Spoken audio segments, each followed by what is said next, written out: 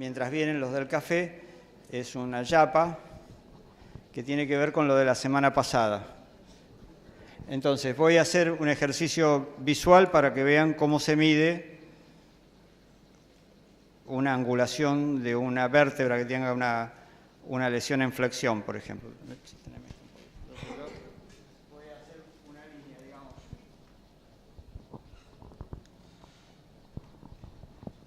Así. Otra línea. Así. Puede pasar que el ángulo me quede lejos, fuera de la radiografía. Perdón.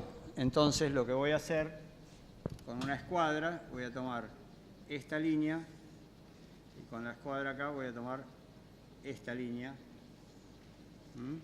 Entonces, con un transportador, por ángulos complementarios, con un transportador que compré allá, y en la radiografía con un lápiz blando, lápiz 8, yo voy y mido. Entonces mido, pongo el rango, el puntito ahí, y encuentro con que tiene 15 grados. Por lo tanto, vamos a estar en la disyuntiva de darle, ¿se acuerdan? Nunca hay que medir 15. O mide 14 o mide 16. Sigo. Cuando tiene una escoliosis, busca las vértebras más inclinadas. Entonces, de la de abajo mide la base, y de la de arriba mide la plataforma superior. También le puede dar por acá el ángulo, entonces no lo puede medir. Entonces usted hace una perpendicular acá y una perpendicular acá, y mide,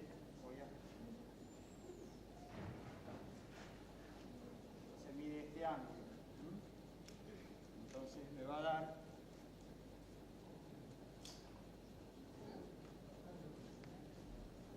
ángulos complementarios, se llamaba esto, sí señor. Me va a dar, no está haciendo nada. 40 grados. ¿Sí?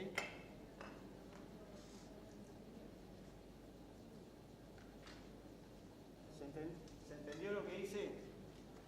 ¿Se entendió lo que hice? En la vértebra angulada medí la plataforma inferior y la plataforma superior. Tracé dos perpendiculares para poder lograr un ángulo en un lugar donde yo lo pueda medir en la radiografía. Lo mismo en la escoliosis. Por ahí puede salir afuera. La radiografía a veces de columna de frente son en placas angostas, entonces tendrías que medirlo por fuera del radioscopio, ¿cómo se llama? Del negatoscopio.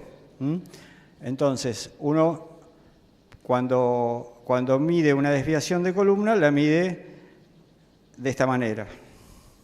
La más común es la fractura por acuñamiento, por eso dibujé una vértebra acuñada y expliqué cómo puedo yo trazar una línea paralela o que siga la plataforma inferior, otra que siga la plataforma superior, y por ángulos complementarios mido. ¿Se acuerdan que era de 0 a 15 tanto y de 15 a 30 tanto? Entonces, por eso dije, no recomiendo medir 15, porque les agarra la duda metódica el indubio preoperario, pero indubio preoperario habría que pasarlo de 15 a 30. Y como de 15 a 30 era de tanto a tanto, qué sé yo, uno saca sus conclusiones. Volvamos al codo. ¿Sí? Mire, le saca fotos y todo, qué bárbaro. Pero escúcheme, es muy fácil. Bueno, entonces, ¿el codo qué movimientos tiene? ¿Tiene dos movimientos, 4 movimientos, 5 movimientos? No, tiene flexo-extensión y prono-supinación. Supinación, suplicar, pronación, así. Entonces, la tabla es uno de los acápites más confusos que tiene el baremo. Porque tiene una fila con los grados y una fila, digamos, como si midiéramos a partir de la extensión y otro como si midiéramos desde los 150 grados, ¿no? Ahí habría 150 grados según el... va de 0 a 150. Entonces yo siempre preferí convenciones de que uno, decir que esto es 0, podría ser 180, pero es 0, y llega a 150. Entonces uno agarra una mitad de esto, ¿no? Entonces, de 0 a 150, 0. Si no mueve nada y está en extensión, da 60. Y después empieza 10, 55, 50, 40, 35, 8, 6, 5, 3, 2. O sea que el rango es muy grande. Si ustedes se fijan, lo más frecuente es que vaya de un rango desde 40 hasta 100, por ejemplo, la movilidad secuelar de un codo. Entonces hay que jugar, que uno arranca en una escala porque tiene una flexión en 40 grados, entonces le da 5%, y tiene una limitación de la flexión que llega hasta 120 grados, 5% más. Si estuviera rígido en extensión o en flexión, sería el nivel máximo de invalidez, porque un codo en esta situación no sirve para nada, la mano. Siempre el codo, ustedes fíjense que sirve para poner la mano en un lugar, todo el miembro superior sirve para poner la mano en un lugar. Por lo tanto, hay dos escalas. Una debe ser usada para la limitación de la extensión y otra para la flexión. Normalmente, las secuelas tienen un rango, digamos, un valor máximo y un valor mínimo. Entonces, ¿cuál es la limitación de la extensión? A ver, vamos a hacer un ejercicio. Supongamos una cosa típica. Supongamos que John, que voluntariamente nos ayuda, nos sostiene acá, se pone de perfil, apunta para mi boca y hace así y no, yo le digo, más. Ahí ni pasivo ni activo puede más de eso. Entonces mido los dos ejes, ¿no? Entonces, me da que va de 0 a 40. Entonces yo voy a buscar en el baremo de 0 a 40. John, no es 50, es acá, de 0 a 40, 5%. Y después le digo, a ver, John, flexionamos. Entonces, en vez de llegar hasta acá, supongamos que John llega hasta aquí. Entonces yo le mido a John 100 grados, supongamos. Ahí serían 100, 110, 100 grados. Pase. ¿Hay alguien que golpea? Por el otro lado. Entonces, si tiene 100 grados, son 8%, 110, 6. ¿Comprende? Sí. O sea, no mide acá usted, no mira acá. Mira acá, para la flexión. Y se suman. Tendría que hacer una diapositiva. Tengo una diapositiva para proyectar el baremo, pero no la traje. Entonces, hay dos escalas. ¿Sí? Una para la extensión y otra para la flexión. A ver. La que vimos primero.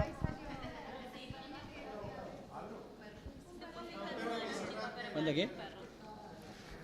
¿Quiere pasarlo? Pero no me... Mire que el baremo está... Páselo. No, sí, o sea, la que hicimos primero... Dale, John, ayúdeme. La que hicimos primero que no podía extender todo, era esta parte. Por ejemplo, era 40 grados, entonces un 5%, no sé si se ve. ¿Alcanza a ver? Bueno, ahora después miran el baremo. Y la flexión en la primera columna, que era 110 grados. Guarda con equivocarse acá porque puede dar 250% de incapacidad, ¿está claro? Sí, habría que haber traído un baremo y cada uno tenga. Eso entonces después... Se suma. Sí, porque estamos hablando de todo el mismo. Se suma. O sea que siempre vamos a evaluar extensión y flexión. Y si usted, o sea, solamente en una rigidez extrema, que sea 0% rígido, usted va a tener el máximo, digamos, pero en general usted va a buscar un rango de limitación de la extensión y de limitación de la flexión. Perfecto. Puede tener ambas o una. Pero necesita cierta mirada al baremo para que uno se dé cuenta y cierto juego para darse cuenta que eso se puede usar, pero es bastante hostil, digamos, a la interpretación. ¿Se entiende lo que digo? Hay una escala como si estuviéramos midiendo la extensión. Entonces, usted tiene una limitación de la extensión y mide ahí la limitación de la extensión. Y usa la otra escala para ver la limitación de la flexión. Y en general, usted fíjese, si la limitación de la extensión es poca, es la escala que corresponde a pocos grados de incapacidad, a poco porcentaje de incapacidad. No sé si he sido muy claro. Y explicar el baremo y el peronismo son cosas muy difíciles, así que pido disculpas. Bueno, volviendo al tema.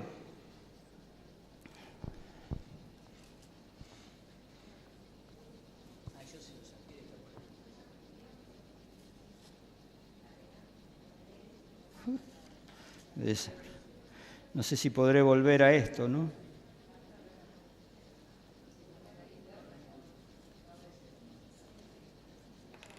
No sé si podremos volver a la vida, porque no encuentro ahora los porcentajes de pronosupinación, pero bueno. En esa hoja que arrancaron. A ver, entonces, la pronosupinación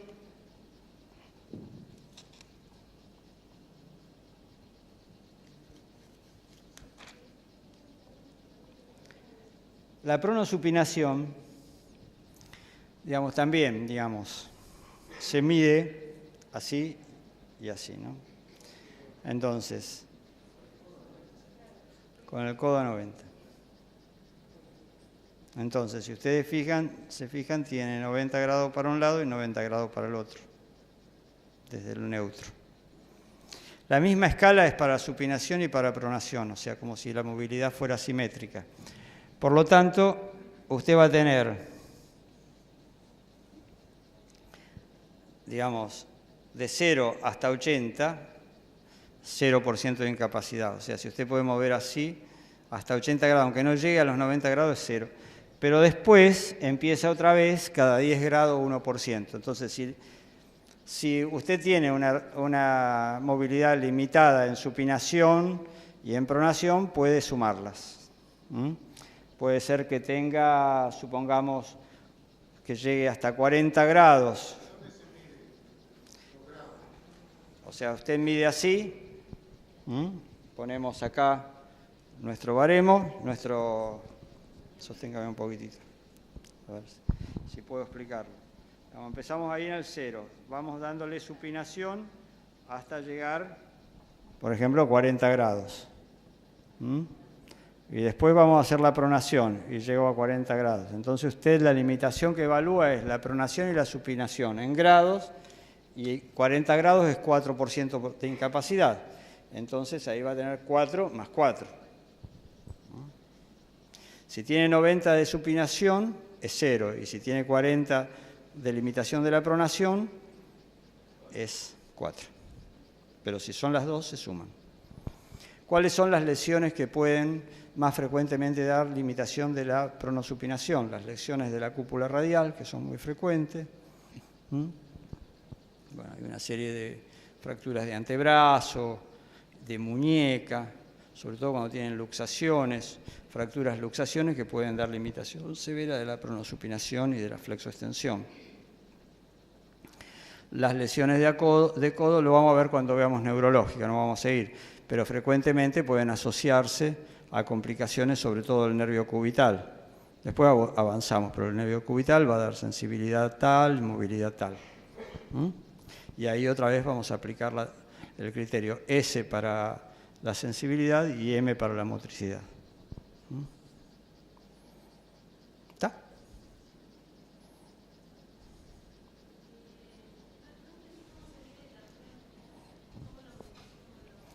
O sea, la supinación, si uno tiene la mano en posición neutra, que sería así, tendría que ser 90 grados, de 0 a 90 grados de supinación y de 0 a 90 grados de pronación. O sea, si usted alcanza los 90 grados de movilidad, tiene 0. Y después cada 10 grados es un punto de incapacidad. Entonces, si usted puede mover nada más que de 40 a 40, se fija 40, limitación de la supinación a 40 grados y de la pronación a 40 grados, después se fija 40 grados, 4% de incapacidad. Si son las dos, se suman, Puede ser 4 más 3, 4 más 2, 4 más 1, y si solo es de una, es de la pronación o de la supinación. ¿Se comprende? La flexoextensión es compleja la tabla, porque hay una tabla para la limitación de la extensión y otra para la limitación de la flexión. 2 escalas.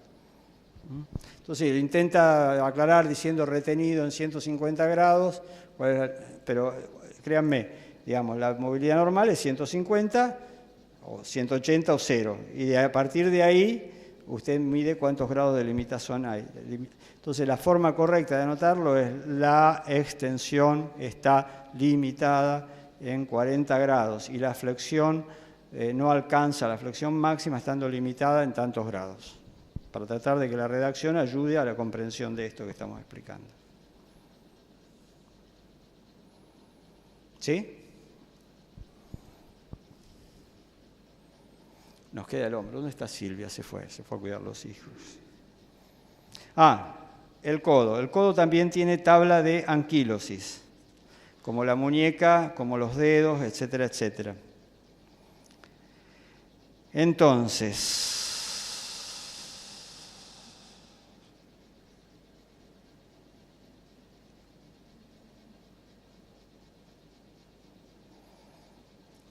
también es de difícil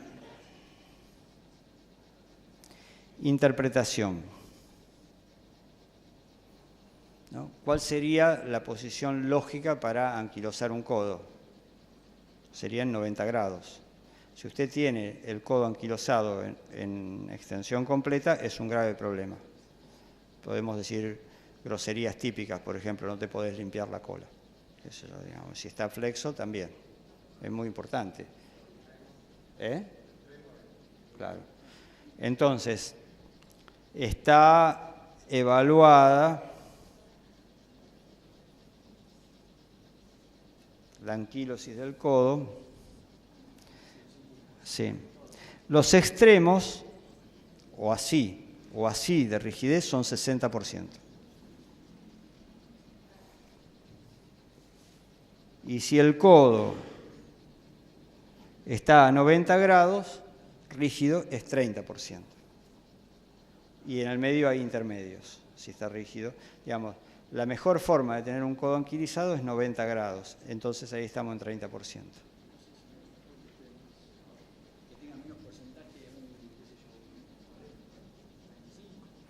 90 grados 30, 100 grados 35, 80 32, 70 35, 60 40. Debo asumir que a 0 grados le llama esto, entonces 60%. Sí, hay una escala donde va de mejor forma en que quedó rígido el codo. Está claro que no estamos midiendo movilidad, sino en qué posición quedó rígido. ¿Sí? Y cambia mucho la incapacidad según si está en una posición funcional, lo mismo que se acuerdan que habíamos dicho de la mano y de la muñeca.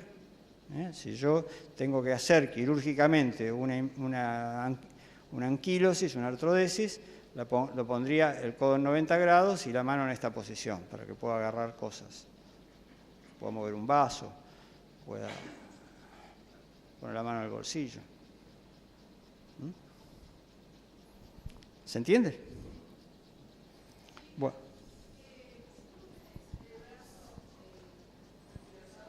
Anquilosado es que tiene 0 movimiento. El codo estamos hablando. Codo anquilosado. En extensión.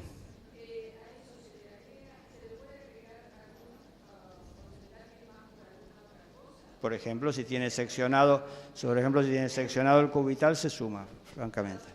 Si tiene una lesión neurológica, el cubital se suma. Estamos hablando de lesiones graves, ¿no? Algo que haya logrado que quede un codo rígido en esa posición tan anormal.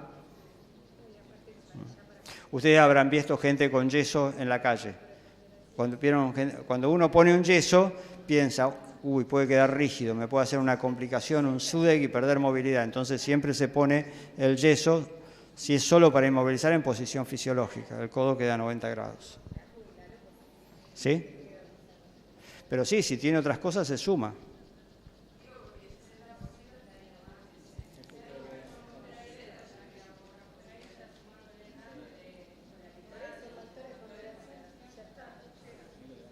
Estamos confundiendo la incapacidad, que es lo que le va a pagar la ley de riesgo de trabajo, con la posibilidad de jubilarse, que es otro baremo, ¿eh? Es otro baremo, hay que mirar el otro baremo, y yo no me los acuerdo de memoria, ni nunca me los acordé, y cuando estaba activo en esto y lo sabía así, igual le daba una miradita de reojo para ver que no estarle errando. Porque una vez me pasó un error de tipeo. Entonces yo le evalué la incapacidad de la interfalángica del pulgar, una lesión grave, la incapacidad de la metacarpofalángica, y me salté de la carpo metacarpiana y me salté la metacarpofalángica. Juro por lo que más quiero que fue un error inadvertido. Yo era inexperto y nuevo en la superintendencia. La apelación, lo que me decía el abogado, los derechos que le había quitado el trabajador, qué sé yo, estaba para Nuremberg, ¿entendés? Entonces acá se pelea duro, todo el mundo redacta. Entonces hay que fijarse muy bien, porque siempre que vos o medís algo que no es, o que yo, después te lo analiza, o la RT, o el abogado del trabajador, o el médico y el abogado del trabajador, y hay mucha gente con saberes de este tipo y que piensan, con cierta razón, que lo mejor es pelear. El baremo es 1. Pero me pareció que recién decían, ya está, se jubila, dijo algo. No, estábamos hablando dentro de si una lesión de un accidente de trabajo. Se jubila por la incapacidad que dejó el accidente de trabajo. No el baremo preso. Primero va a ser el accidente de trabajo, va a ser evaluado, va a cobrar la deuda, va a estar de alta, va a ser recalificado, y después el señor, si considera que tiene una incapacidad definitiva de más del 66% o del 60%, hará el trámite jubilatorio. Es otro dictamen, es otro examen y otro baremo. Por más que haya derivado esa incapacidad para poder lograr la jubilación en el segundo paso, en la segunda instancia, no se sigue evaluando con el baremo de... La vida te da sorpresas. Por ejemplo, yo en un acto que no me honra, salí de la bañera, volví a la bañera, estaba recontra enjabonada y me caí en la bañera. Y me luxé el acromio clavicular. Y me salió la clavícula del acromio. Durante meses estuve con una limitación de la elevación del hombro, de las rotaciones, de todo. Si lo hubiera denunciado como accidente de trabajo, hubiera sido muchísimo dinero. Es más, estuve a los 6 meses, se me fue el dolor, me volvió el dolor, me asusté porque me estaba disminuyendo la movilidad, empecé a hacer ejercicio y hoy estoy igual que 0 kilómetros. Entonces, cuando vos va pasando el tiempo, las limitaciones funcionales, que es la base sobre la cual se calcula la incapacidad y que es una foto al alta, o lo que lleve conseguir la audiencia, que pueden ser 2 meses, 1 mes, 3 meses, al año el tipo por ahí no mueve igual. Tengo una pregunta. Hace unos Mire, años, nuevo fenómeno. un trabajador de la planta impresora de la capital tuvo un accidente, se le cayó un eje sobre la muñeca y sufrió un aplastamiento. Discúlpenme los términos, pero de anatomía solo en la secundaria. Maravilloso. Un aplastamiento, de la muñeca y de todo lo que hay adentro, de los nervios y demás. Tuvo 2 operaciones de nervación. ¿De nervación? Sí, porque no funcionaba, él no se reponía, tenía en ese momento 24 años y quedó con la mano así. Bueno. Asumimos que puede ser un SUDEC. Entonces le dieron, fue una pelea importante en la ART porque ya le estaba dando con los factores de ponderación 66% y él tenía 24 años. Entonces, allí se evaluaba que con 66% como que quedaba fuera de la posibilidad de seguir trabajando, ni siquiera recalificado. Eso... Claro, pasa. Sí, claro. Digo, eso es así, ¿no? Ya arranqué yo diciendo que entonces esta ley y todo esto me parece un horror, seguro. El tema de los factores de ponderación, ¿pueden o no colocarse para...? Porque en ese momento lo que se discutió era no incluir los factores de ponderación para evitar que él quedara... A ver, digamos, un trabajador que se muere es tanta plata, digamos, para la viuda, para los derechohabientes. Nosotros estamos calculando sobre ese valor total de un trabajador. Feo. Entonces, el porcentaje que estamos calculando cuando vemos el dedito, qué sé yo, no es un porcentaje de nada, es de la capacidad, a veces le llaman la total obrera. ¿Cómo? Capacidad laborativa. ¿Entendés? Entonces, muerto tiene 0 capacidad laborativa y son porcentajes de eso lo que estamos discutiendo. Traigo el caso acá porque la mayoría son médicos y una de las cosas que hablábamos con mi compañero era él lo que más quería era seguir trabajando, porque él tenía 24 años en ese momento. Hasta la actualidad sigue trabajando y bueno, después cursó una cantidad de rehabilitaciones, nunca nada lo llevó a poder lograr movimiento de la muñeca. Secuela. Mejoró bastante, hizo muchas cosas para mejorar. Pero recuerdo que en ese momento él había decidido que no interesaba cuánto dinero le daba, sino seguir trabajando. Ahora vamos a hablar con Silvia, porque eso también cambió, pero cambió con las últimas modificaciones. Pero en una época nosotros teníamos el recurso de dar una provisoria. Entonces le dábamos una incapacidad provisoria de tanto por ciento y el señor cobraba un porcentaje del sueldo de acuerdo a la incapacidad que tenía y a tanto tiempo, o cuando se le daba de alta, o cuando pasaba un determinado tiempo, creo que eran 2 años, 3 años, se hacía la evaluación definitiva y a veces en esos 3 años la persona mejoraba y había arrancado con un 80% de incapacidad y terminaba con un 40%. Y te decían algunos, ¿cómo si me dieron 80, ahora me dan 40? Vos evaluás según baremo qué incapacidad tiene. Y la persona a lo mejor puede volver al trabajo, recalificado, etcétera, etcétera. O es despedido el día que le dan de alta, pero consigue otro trabajo, qué sé yo, por ahí consigue un trabajo de gerente. ¿Para qué quiere un gerente una mano? ¿Entendés?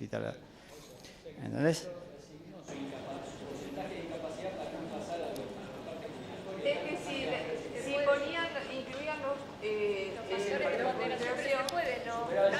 ahora, si el señor no se va a jubilar, o sea, después, toda incapacidad que tenga nueva va a ser calculada sobre la capacidad restante.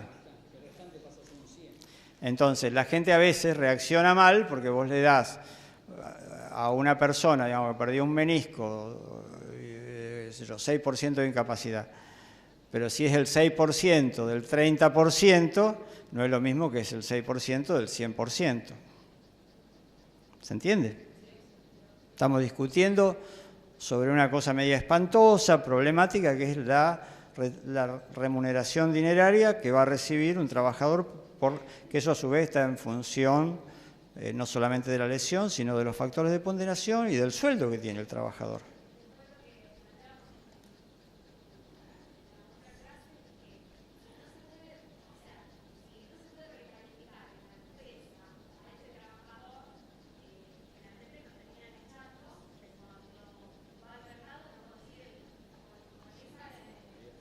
Claro.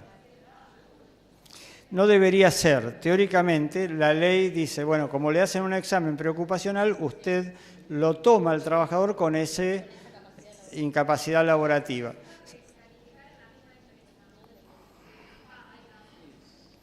O sea, si la empresa, por ejemplo, tiene un puesto donde el señor que antes era operario, manejaba una máquina, necesitaba las 2 manos, ahora lo pasan a ser portero, por ejemplo, o sereno.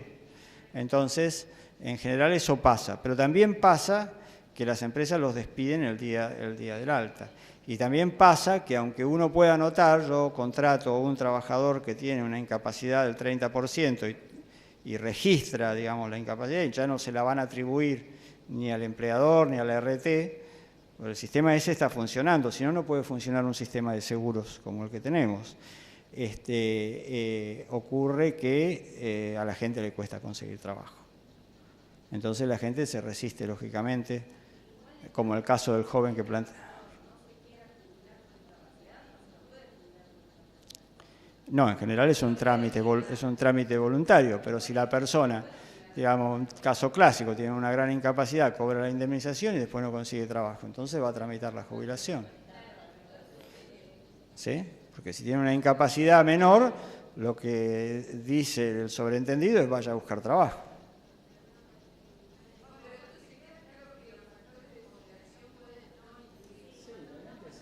A ver, los factores de ponderación, digamos, uno puede, es una audiencia difícil, digamos, porque viene un trabajador que manifiesta que no desea tener una incapacidad que lo obligue a pasar a provisoria, qué sé yo. Entonces le tiene que dar menos del 50%, recuerdo, de incapacidad.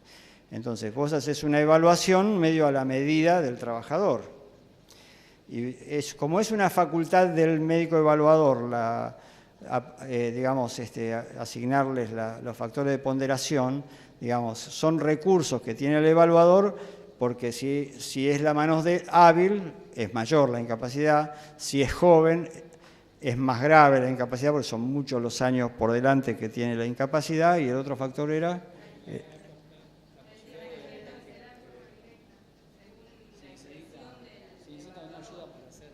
No, los factores de ponderación... y si requiere o no requiere recalificación. A ver, si vos pensás que el trabajador amerita recalificación y la RT no lo recalificó, entonces le das 10% más de incapacidad. ¿Está claro? Si amerita recalificación y la RT no lo recalificó, vos pones un 10% más. ¿Cómo? ¿Le dieron? Y bueno, está bien. Entonces, todo eso, como yo vengo explicando, digamos, es una cosa que cuando uno hace el acta y conversa con la persona, tiene que ir teniendo el dictamen en la cabeza. Ahora, entre tener un 64 y tener un 67,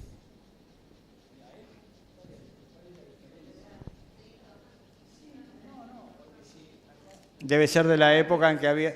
Debe ser del... Perdón, la parte juratoria, él la hace en forma voluntaria. Si él quiere, la tramita, y si no, la parte juratoria. Sí, claro. O sea, exacto.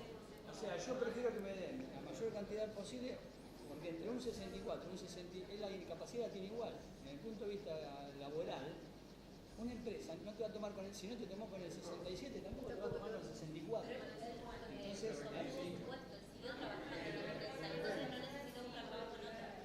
puede ser que la empresa pretendía eso. Si la empresa decía que si tenía más de 65 no la agarraba y no el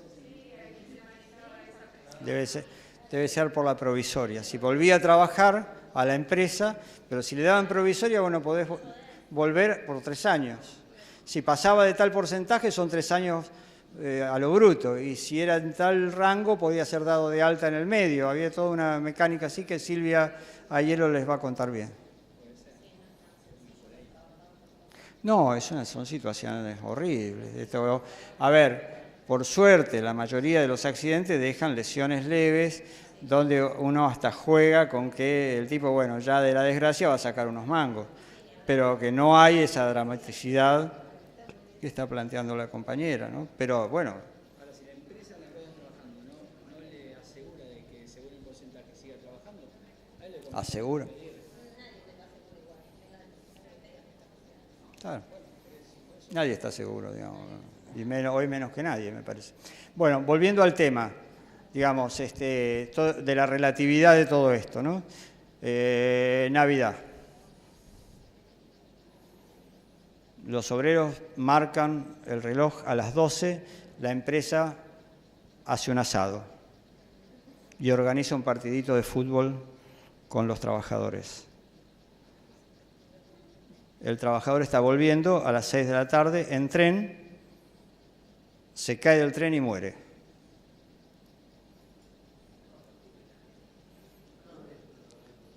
Y viene la familia y dice, pero el asado lo pagó la empresa. Tengo testigos. Es in itinere. Bueno, depende.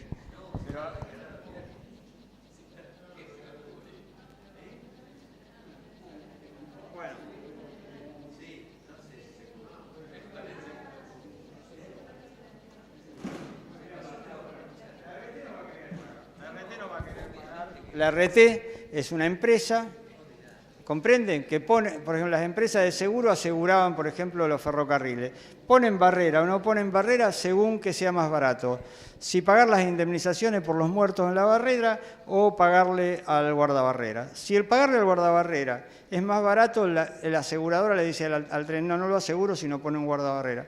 Pero si el cálculo da que es poco probable que haya un muerto, prefiere pagar el muerto. ¿Comprende? Digamos, es un cálculo actuarial.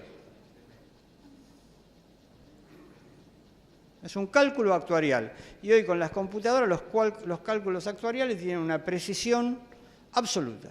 Entonces, lo más rentable, lo que maximiza la ganancia. Por eso yo digo que no se puede dejar en mano de una empresa que, lógicamente, aunque no lo diga, tiene el criterio de maximizar la ganancia. Por lo menos tiene que generar un contrapeso. Digamos, un contrapeso símil las paritarias o lo que fuera. Por eso es interesante la ley de Rodríguez acá en Santa Fe. Digamos, vos generás un mecanismo que equilibre eso.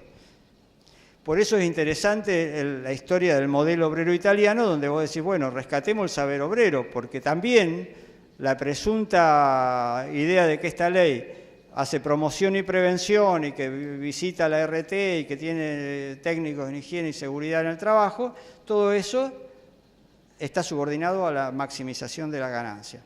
Averigüen cuáles son las ganancias que ha tenido con el nuevo gobierno las empresas de seguro de riesgo de trabajo. Han aumentado exponencialmente sus ganancias. Quiere decir que la gente reclama menos, que se pague menos, que los han obligado a optar entre la vía judicial o la vía de la superintendencia. Una cantidad de cosas que tienen que ver con lo que realmente nos interesa. En el caso de la microeconomía, es maximizar, ya me voy por las ramas, maximizar la ganancia. Y en el caso de la macroeconomía, que es lo que guía en general las políticas de un país, es generar excedentes de capital. Para eso se hicieron las RT, para generar excedentes de capital, para que vengan los capitales. ¿De dónde salen los capitales? No vienen de cualquier lado, vienen o de los fondos de pensión americanos o de los pobres ingresos que tienen los trabajadores argentinos en esta forma de salario indirecto que es el aseguramiento de los riesgos de trabajo. De ahí sale. Todo valor viene del trabajo. Incluso el trabajo tan rentable de los norteamericanos que fabrican, qué sé yo, iPhone o misiles o tanques de guerra o aviones. Bueno, nos queda el hombro. Silvia se fue. El hombro es una articulación, como todo el mundo sabe, maquiavélica, malvada, lo peor que hay, porque es redonda. Y lo redondo nos es hostil a nosotros los gallegos. Bueno, entonces, digamos, tiene una primera, un primer movimiento bailarín, digamos, que sería la abdoelevación. Entonces, ¿quiere usted, John, ponerse así para hacer una abdoelevación y a ver hasta dónde llegamos? El baremo marca 150 grados. Yo creo que abdo es lo que se aleja del cuerpo. En este caso se aleja tanto que ya no lo podemos llamar abdo porque no se aleja del tiempo, sino que es elevación. Se ve. Yo no hace falta, ya lo hice yo. Ahora vamos a necesitar de sus inestimables servicios. Entonces, pasivo, activo, digamos, es frecuente que las personas digan me duele, no entra en nuestra ponderación, se resista, sabe que cuanto menos mueve más indemnización, lo que sea, y se produce una situación dramática. El de la RT no quiere mover. Y el otro dice, no ve que le duele, qué sé yo. Entonces estamos ahí. Entonces vos le decís, bueno, a ver, señor, póngase blandito. A ver, vamos.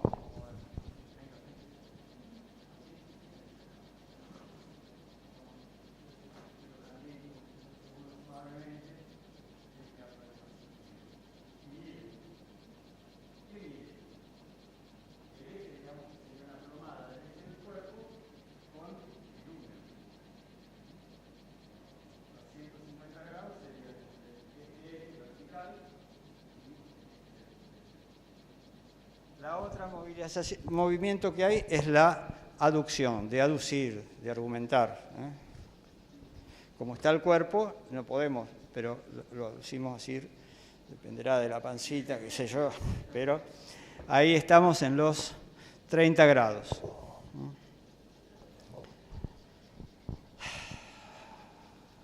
Como no podemos evaluar fácilmente la circunducción, que es lo que hace esta maldita articulación rodante, vemos la elevación anterior.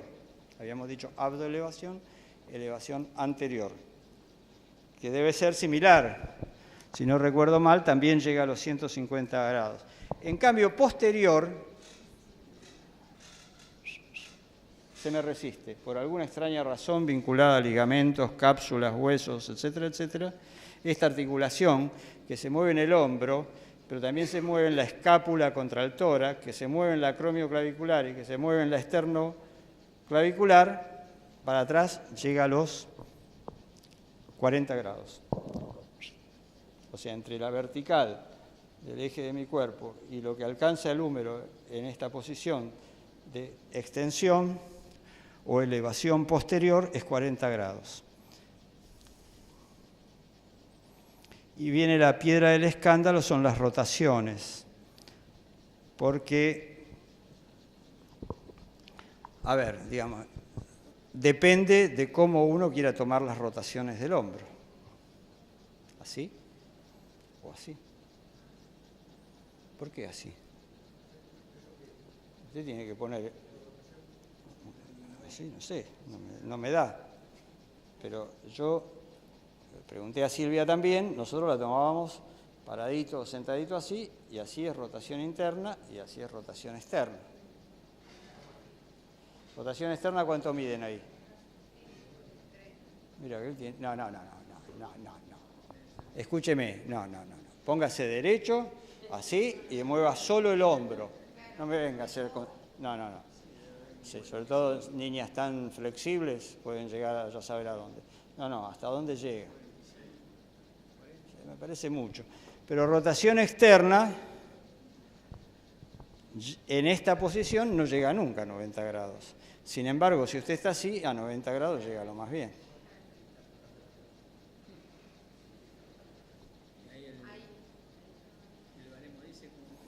Entonces, rotación externa dice 90 grados y rotación interna dice 40-80. ¿Por qué 40-80? Si lo tomamos así, pasa. Y si lo tomamos así, también pasa a los 40-80.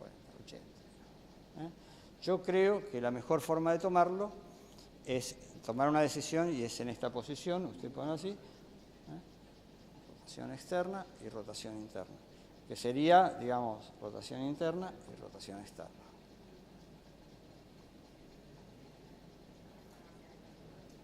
¿Cómo lo tomo? Se me fue el voluntario. Venga, si no está John, viene. Entonces,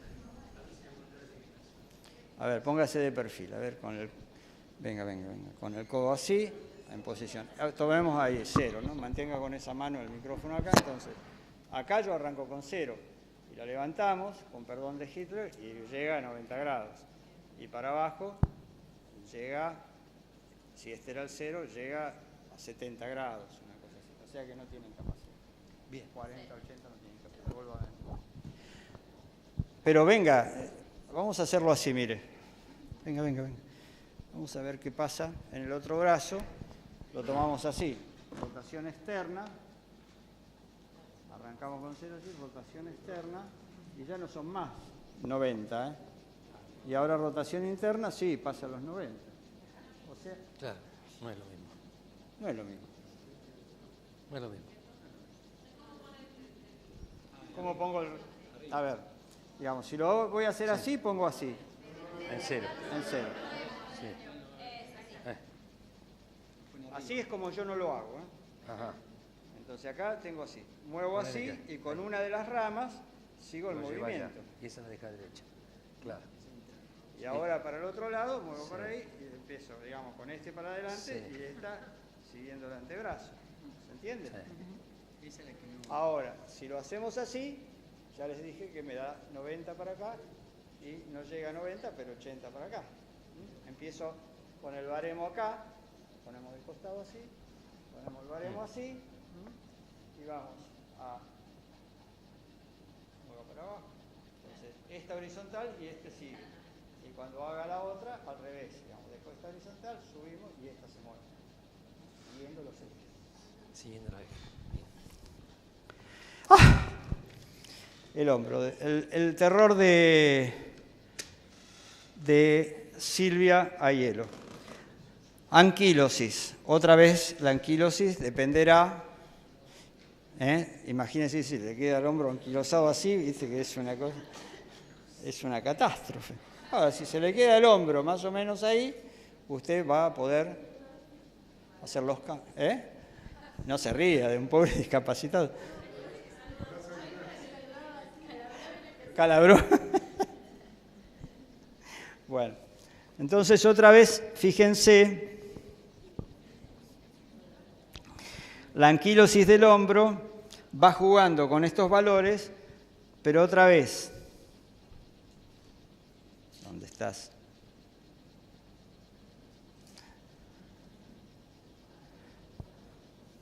Bueno, lo peor sería tener una anquilosis así, ¿no es cierto? Que a 150 grados da el 60% de incapacidad y en 0 grados 36. En 20 grados, o sea, por 0 grados sería muy apretadito, en 20 grados da un poquito menos, 31. En 30 grados 28. Digamos, según esto, la mejor forma de tener el hombro rígido es a 40 grados ahí. Lo mismo con la elevación anterior. Digamos, la mejor elevación anterior también es una leve flexión. Tiene lógica. Igual hay pocas rigideces absolutas del hombro. Puede pasar que haya un hombro congelado, hay, pero es raro, ¿no? Siempre hay, aunque sea un pequeño movimiento para evaluar. Es raro que se quede rígido un hombro. Pero también vamos a medir juiciosamente y vamos a elegir o vamos a ver que más antifisiológico sea la posición en que queda rígido el hombro, esa es la lógica del baremo. ¿Sí? El baremo tiene algunas partes ilógicas, que es, por ejemplo, los dedos de los pies, qué sé yo, pero después lo vamos a ver. Para terminar con el miembro superior, si uno va avanzando, tiene un capítulo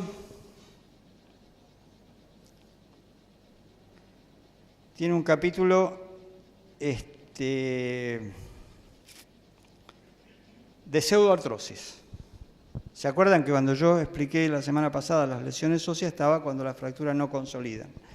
Entonces, las pseudoartrosis son de clavícula, 2 a 4%, de húmero, de 15 al 30%, cúbito, olecranón, estiloides, el pedacito de acá de la puntita del estiloides cubital, el radio en la diáfisis y radioestiloides.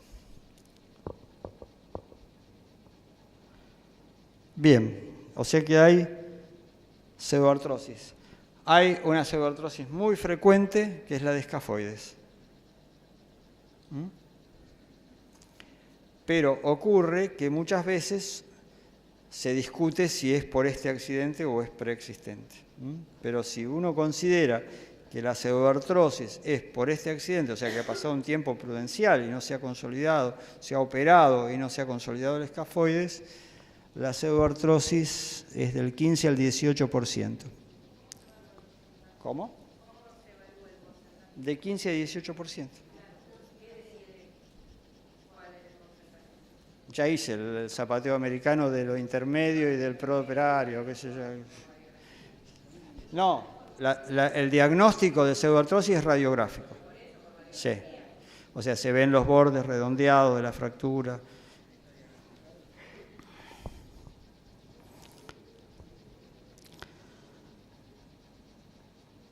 Hay otro ítem que es la pérdida de estabilidad articular.